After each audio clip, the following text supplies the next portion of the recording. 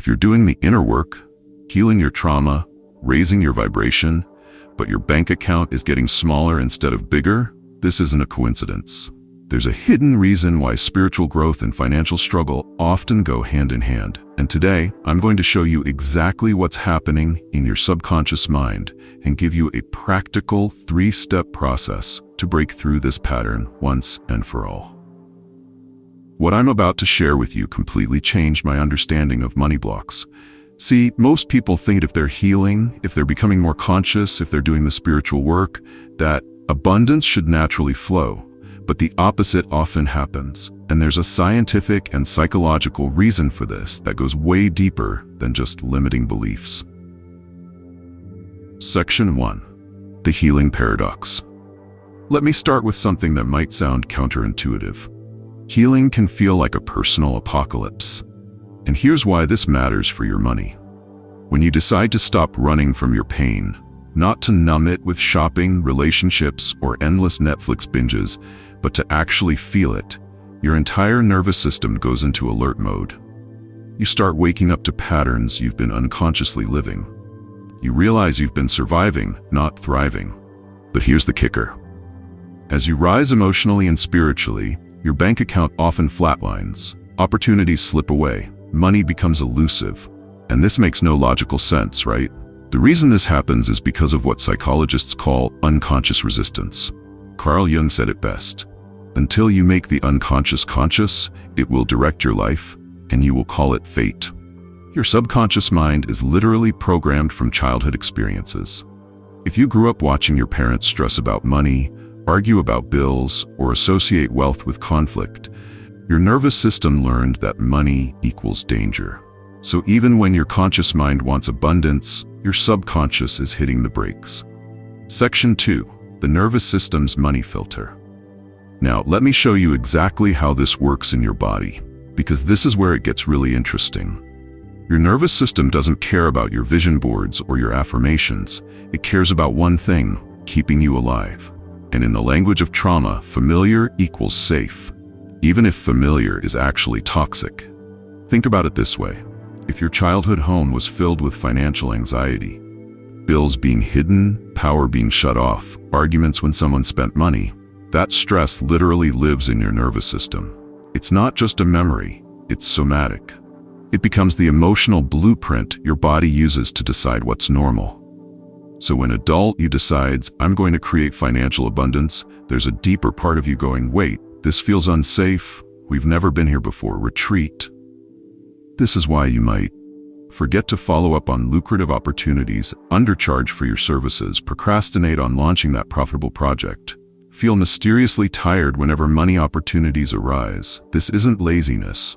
This is your nervous system saying, let's stay where it's familiar. Section 3. The shadow work of money. But here's where it gets even deeper.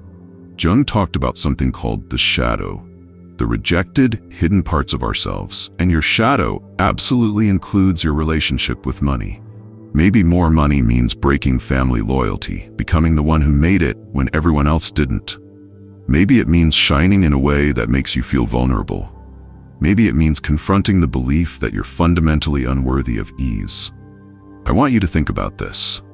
What does money represent to you beyond just currency?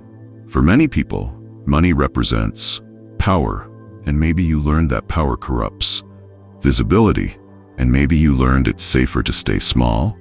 Responsibility, and maybe you're already overwhelmed. Freedom, and maybe freedom feels scary because it's unknown. This is why healing work is often chaotic financially. The parts of you that crave safety will unconsciously choose known discomfort over unknown abundance. If this is resonating with you so far, I want you to do something right now. Hit that subscribe button and ring the notification bell, because we're about to dive into the solution part. And I share content like this every week that's designed to help you break through these invisible barriers. Also, drop a comment below and tell me, what's one money belief you know you inherited from your family? Let's normalize these conversations, because you're definitely not alone in this. Section 4. Ancestral money trauma. Now, here's something most people don't realize. The beliefs you carry around money, they're not even yours. They were downloaded, inherited, absorbed like secondhand smoke. Jung called this the collective unconscious, a vast psychological web of stories and emotional memories that shape how we see the world. You may be carrying the emotional weight of your ancestors' scarcity, your culture's relationship with wealth, your society's link between worthiness and productivity. Let me give you a real example. Say your grandparents survived war, famine, or economic collapse. They didn't get to manifest money, they had to fight to survive. They learned that money came hard, left fast, and wasn't to be trusted. That pain passed down, even without words. Then your parents created their own relationship with money, maybe fear-based, maybe they swung the other way into excess. Either way, you absorbed messages like, "We can't afford that," "Money doesn't grow on trees," "Rich people are greedy," "Who do you think you are?" These became emotional imprints that you're now trying to rewrite while dragging generations of financial trauma behind you. No wonder it feels heavy.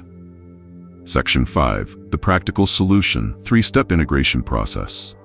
So how do we actually fix this? I'm going to give you a practical 3-step process that goes beyond just change your mindset. Step 1. Nervous system regulation. Before you can receive abundance, your body needs to feel safe with expansion. This means daily breath work. I recommend 4 to 7-8 breathing, somatic therapy or body-based healing, conscious rest without guilt, movement that feels good, not punishing. Your nervous system needs to learn that growth doesn't equal danger. Step 2. Shadow integration work. You need to have honest conversations with the parts of you that are scared of money. Try this exercise. Write a letter from your scared of money part. What is it trying to protect you from? What does it need to feel safe? Then write a response from your healed, abundant self. This isn't just journaling. This is parts work that actually rewires your internal system. Step 3. Micro-receiving practice. Start small. Practice receiving without immediately giving back.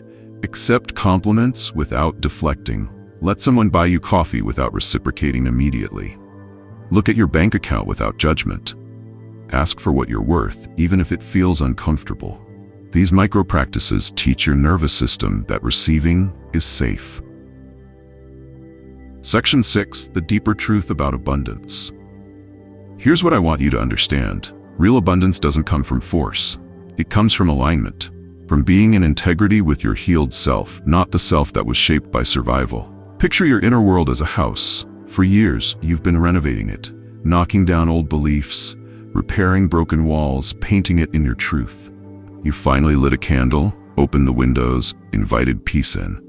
But what happens when abundance knocks at the door? Do you open it, or does an old voice echo, "We don't deserve this, it won't last, be careful"? That's the final threshold.